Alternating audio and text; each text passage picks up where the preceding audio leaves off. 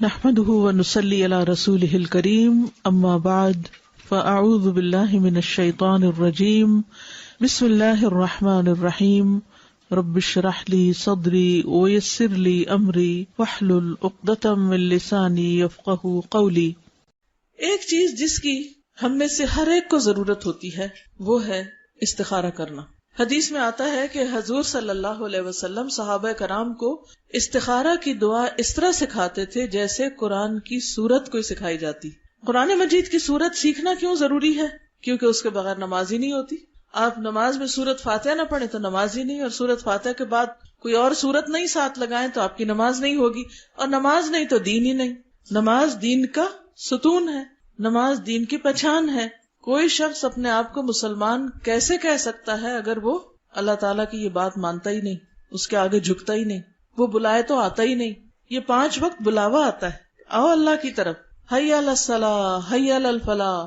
کتنی مسجدیں پکار رہی ہوتی، آؤ نماز کی طرف، آؤ کامیابی کی طرف۔ لیکن کچھ لوگ پرواہ نہیں کرتے کہ انہیں کوئی پکار رہا ہے، اور ہر دفعہ ان کی غیر حاضری لگ جاتی، اور پھر ایک دن آئے گا کہ اللہ کے ہاں وہ غیر حاضری رجسٹر پیش کیا جائے گا کہ یہ بلانے پر بھی نہیں آئے تھے۔ آپ دیکھیے کہ اگر ہمیں کوئی بلائے، 1 دفعہ بلائے، 2 دفعہ بلائے، 3 دفعہ بلائے، اور ہم جائیں نہ، اس کے ساتھ ہمارے تعلقات کیسے ہوں گے؟ پھر اگر ہم اس کو بلائیں گے تو وہ آئے گا؟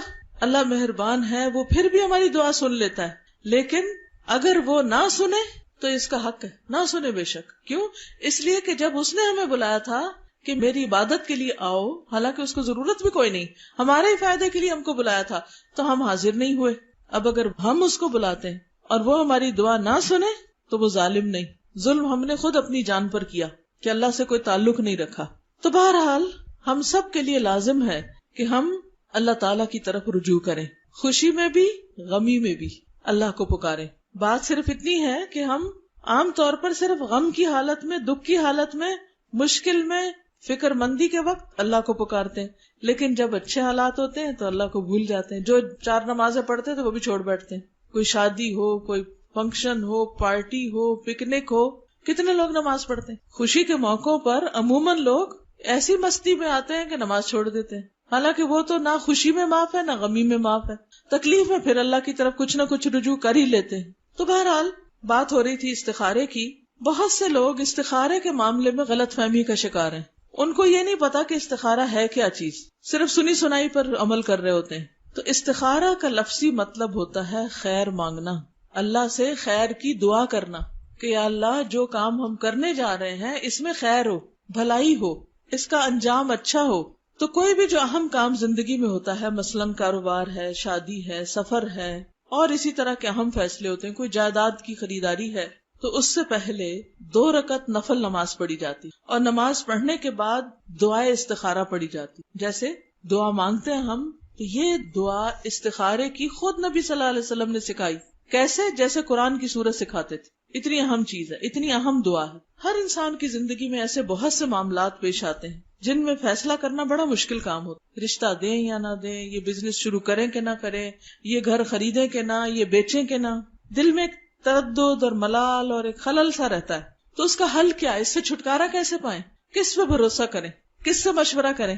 کون ہم کو گائیڈ کرے کہ کیا کرنا چاہیے؟ تو ایسے میں اللہ ہی اصل خیر خواہ ہے، وہی اصل محبت کرنے والا ہے، اور وہی جاننے والا بھی ہے، وہی صحیح بتا سکتا ہے۔ تو اس لیے عقل مند وہی ہے جو اس وقت خیر کی دعا مانگ کر، یعنی استخارہ کر کے حتمی فیصلہ کر لے۔ امام ابن تیمیہ کہتے ہیں جس نے اللہ سے استخارہ کیا اور مخلوق سے مشورہ کیا، یعنی اللہ سے بھی مشورہ کرو، اللہ سے بھی دعا کرو، اور بندوں سے بھی مشورہ کرو، ڈسکس کرو، اور اپنے کام میں ثابت قدمی اختیار کی، پھر اس کام میں جلد بازی نہ کی، یعنی صبر سے کام لیا، بس فوراً نہیں، دعا کی، ذرا سا انتظار کیا، اور پھر فیصلہ کیا، غور و فکر کے بعد فیصلہ کیا۔ ایسا شخص کبھی نادم نہیں ہوگا، پشیمان نہیں ہوگا کہ اس نے وہ فیصلہ کیوں کیا تھا، کیونکہ اس نے معاملے کے سارے پہلوؤں کو دیکھ لیا تھا۔ اسلام سے پہلے کا جو دور تھا، دور جاہلیت، اس میں لوگ مختلف طریقے اختیار کرتے تھے فیصلے کرنے کے وقت۔ جیسے پرندوں سے پال لیتے، وہ 2 پرندے اڑاتے، اور اگر وہ رائٹ سائڈ پہ چلے جاتے تو کہتے یہ کام ٹھیک ہے، اگر الٹے جاتے تو کہتے یہ کام ٹھیک نہیں ہے۔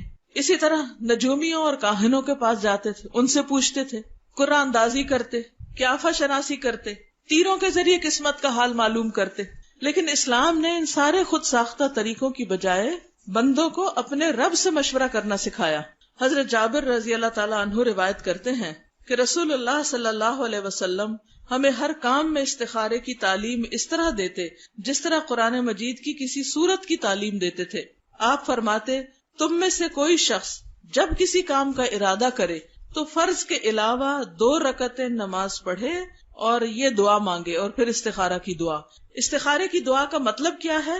اے اللہ، بے شک میں تجھ سے تیرے علم کے سبب خیر طلب کرتا ہوں، تجھے پتا ہے تو مجھے بھلائی سے نواز، تیری قدرت کے سبب تجھ سے طاقت مانگتا ہوں، تو طاقت والا ہے، مجھے بھی طاقت دے کہ میں صحیح فیصلہ کروں اور کچھ کر سکوں، اور تیرے فضل عظیم کا طلبگار ہوں کہ بے شک تو ہی قدرت رکھتا ہے اور مجھے کوئی قدرت نہیں، تو علم رکھتا ہے، میں کچھ نہیں جانتا، تو تمام چھپی ہوئی باتوں کا جاننے والا ہے، یعنی غیب اور راز تیرے علم میں ہے۔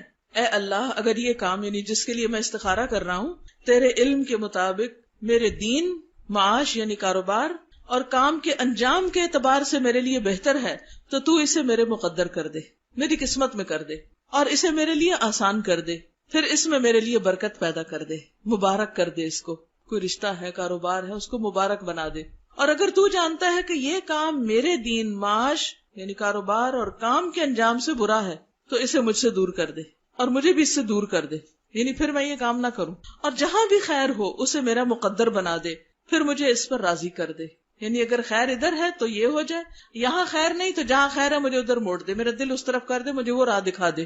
تو یہ دعا اگر قبول ہو جائے بندے کی تو یا تو جو اس کام میں وہ استخارہ کر رہا ہے وہ بہتر ہے تو وہی ہو جاتا ہے اور اس میں فائدہ ہو جاتا ہے انسان کو، یا پھر یہ ہے کہ انسان کا دل اس سے اٹھ جاتا ہے یا کوئی سبب بن جاتا ہے اور وہ کام نہیں ہوتا۔ تو اس دعا میں پہلے اللہ تعالیٰ کے علم کا ذکر ہے کہ تو بڑا علم والا ہے، قدرت کا اقرار ہے کہ تیری طاقت اور قدرت بہت بڑی، پھر اپنی کم علمی اور عاجزی کا اظہار ہے کہ اللہ مجھے تو کچھ پتہ ہی نہیں، تو جانتا میں نہیں جانتا، قدرت تیری ہے میری نہیں ہے۔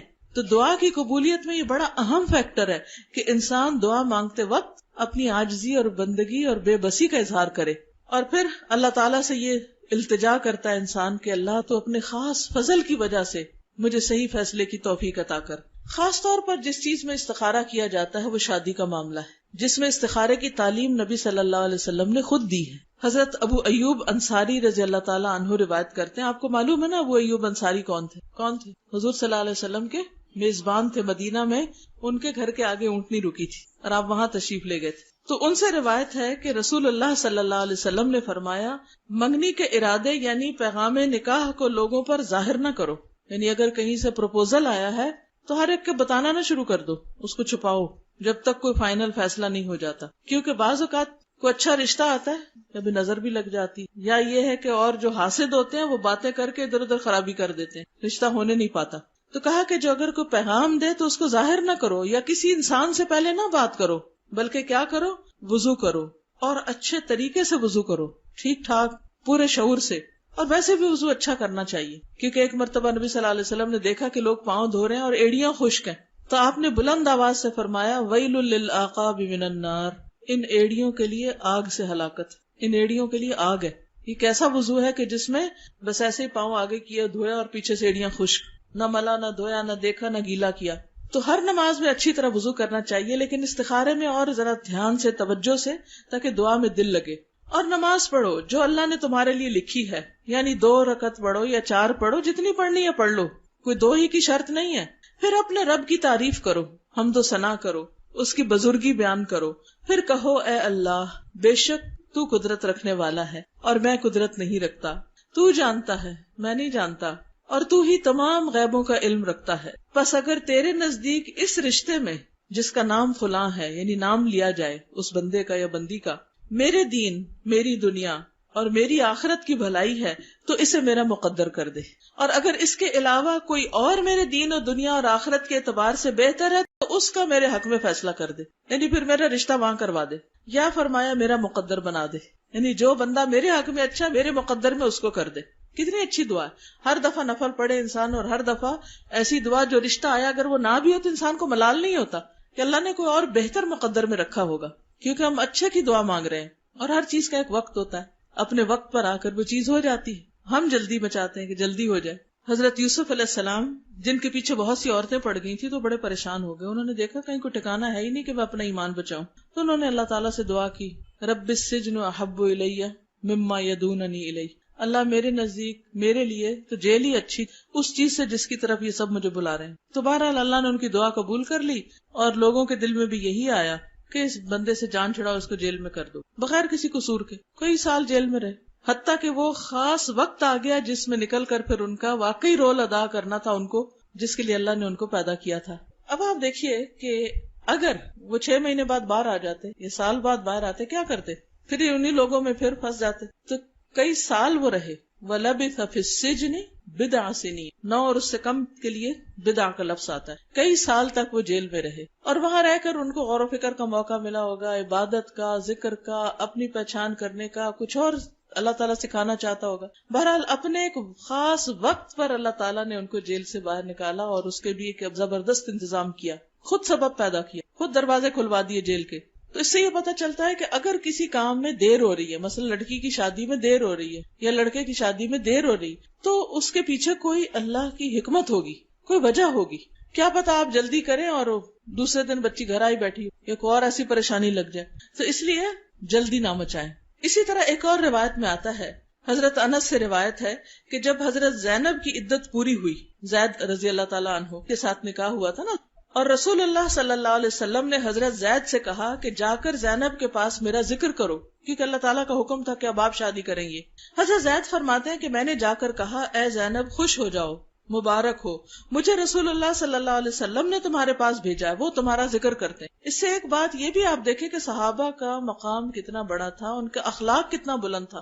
یہ وہی شخص ہیں جنہوں نے طلاق دی تھی حضرت زینب کو، نبی صلی اللہ علیہ وسلم انہی کے ذریعے میسج بھیج رہے ہیں. آج تو اگر کسی کو پتا چلے تو وہ وہی ختم کروا دے اور 10 الزام لگا دے. بہرحال زینب خوش ہو جاؤ، مجھے رسول اللہ صلی اللہ علیہ وسلم نے تمہارے پاس بھیجا ہے، وہ تمہارا ذکر کر رہے ہیں، یعنی نکاح کے لیے. تو زینب بولی، میں کچھ فیصلہ نہیں کروں گی یہاں تک کہ میں اپنے رب سے مشورہ کروں. جیسے اوپر کی حدیث میں تھا نا، کسی سے ذکر نہ کرو جب تک استخارہ نہ کرو، کسی بندے سے بھی مشورہ نہ کرو. ہم سارے جہان میں عام کر دیتے ہیں، پھر خیال آتا ہے اچھا بات پکی کرنے سے پہلے استخارہ بھی کر لیتے ہیں، یا کئی لوگ تو پکی کرنے کے بعد استخارہ کر رہے ہوتے ہیں. تو اب یہ زبان ہے، یہ کیا ہے؟ ایک دفعہ ہاں پھر نہ، پھر ہاں، کھیل بنا لیا ہم نے شادی کو بھی. تو بہرحال یہ کہہ کر وہ نماز کے لیے کھڑی ہو گئی، فوراً استخارے میں کھڑی ہو گئی. حالانکہ پیغام کس کا آیا تھا؟ اللہ کے رسول صلی اللہ علیہ وسلم کا. کیا اس میں بھی کوئی خرابی ہو سکتی تھی؟ بعض اوقات ہم کہتے ہیں لو آبویس ہے، اتنا اچھا لڑکا ہے، اب اس کا کیا استخارہ کرنا، یہ اتنی نیک لڑکی ہے، کیا استخارہ کرنا؟ نہیں، پھر بھی کرو. حضرت زینب حضور صلی اللہ علیہ وسلم کے رشتے پہ استخارہ کر رہی ہیں، اور جواب کیا آیا؟ اور قرآن نازل ہوا. پھر رسول اللہ صلی اللہ علیہ وسلم بغیر اجازت طلب کیے تشریف لے آئے، کیونکہ اللہ نے نکاح آسمان پہ کرا دیا تھا اور آپ تشریف لے آئے.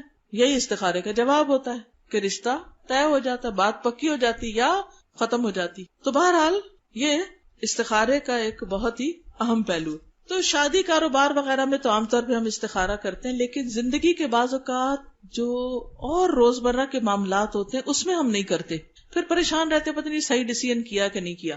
اس میں بھی کر لینا چاہیے. مثلا صحابہ کرام کا طریقہ یہ تھا کہ ہر اہم کام میں استخارہ کرتے تھے. جب رسول اللہ صلی اللہ علیہ وسلم کی وفات کے بعد آپ کو دفن کرنے کا مرحلہ آیا، یعنی آپ فوت ہو گئے اور آپ کو کفن وغیرہ پہنا دیا گیا، تو یہ تھا کہ آپ کی قبر کس طرح کی ہو، بغلی ہو یا شق ہو، سیدھی ہو. اب کوئی ڈیسائیڈ نہیں کر پا رہا تھا، کیونکہ کوئی سمجھ نہیں آ رہی، کوئی تعلیم مل نہیں رہی تھی کہ زیادہ بہتر کیا ہے. تو انہوں نے اس پر استخارہ کیا کہ ان میں سے زیادہ بہتر کیا ہے. بعض اوقات ایسا ہوتا ہے نا، 2 چیزیں آپ کے سامنے ہوتی تو آپ کہتے ہیں یہ رشتہ بہتر ہے یا یہ بہتر ہے، یہاں جانا بہتر ہے یا یہاں جانا بہتر ہے. تو اسی طرح انہوں نے بھی اس پہ استخارہ کیا. اور کیا ہوا؟ حضرت انس بن مالک کہتے ہیں کہ میں اس وقت مدینہ